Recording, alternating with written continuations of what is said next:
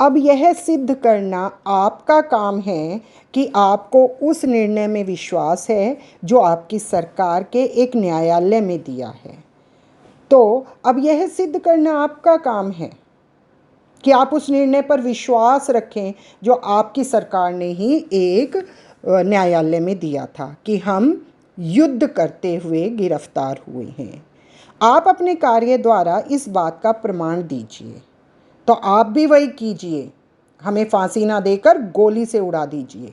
हम विनयपूर्वक आपसे प्रार्थना करते हैं कि आप अपने सेना विभाग को आदेश दें कि हमें गोली से उड़ाने के लिए सैनिक टोली भेजी जाए।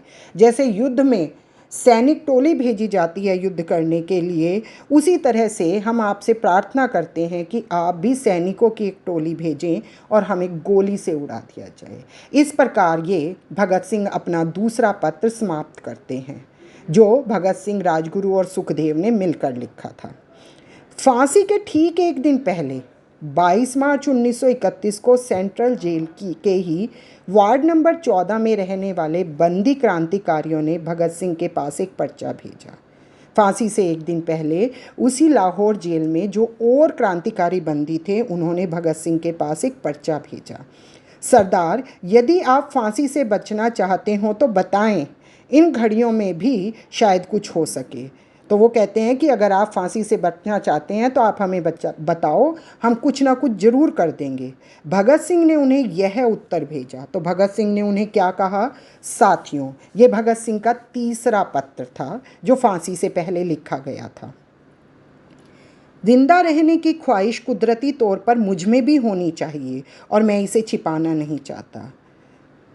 मुझे पता है कि मैं जिंदा रहना चाहता हूँ हर इंसान की तरह, और इसे मैं छुपाना नहीं चाहता। लेकिन मेरा जिंदा रहना एक शर्त पर है। लेकिन जिंदा रहने के लिए मेरी एक शर्त है, मैं कैद होकर या पाबंद होकर जिंदा नहीं रहना चाहता। मैं बंदी बनकर नहीं रहना चाहता। मैं स्वतंत्र भारत में जीना चाहता हूँ। मेरा नाम हिंदुस्तानी इनकलाब पार्टी का निशान बन चुका है और इनकलाब पसंद पार्टी के आदर्शों और बलिदानों ने मुझे बहुत ऊंचा कर दिया है। मैं इनकलाब पार्टी का सदस्य हूं और उनके लिए मैं अब एक प्रशंसा का चिन्ह बन गया हूं और उन्हीं के आदर्शों और बलिदानों को ऊंचा करना चाहता हूँ। इतना ऊंचा कि जिंदा रहने की सूरत में इससे ऊंचा मैं हरगिज़ नहीं हो सकता, और उनके आदर्शों को मैं इतना ऊंचा करना चाहता हूँ, और अगर मैं ज़िंदा रहूँगा तो उन आदर्शों को मैं ऊंचा नहीं कर सकता।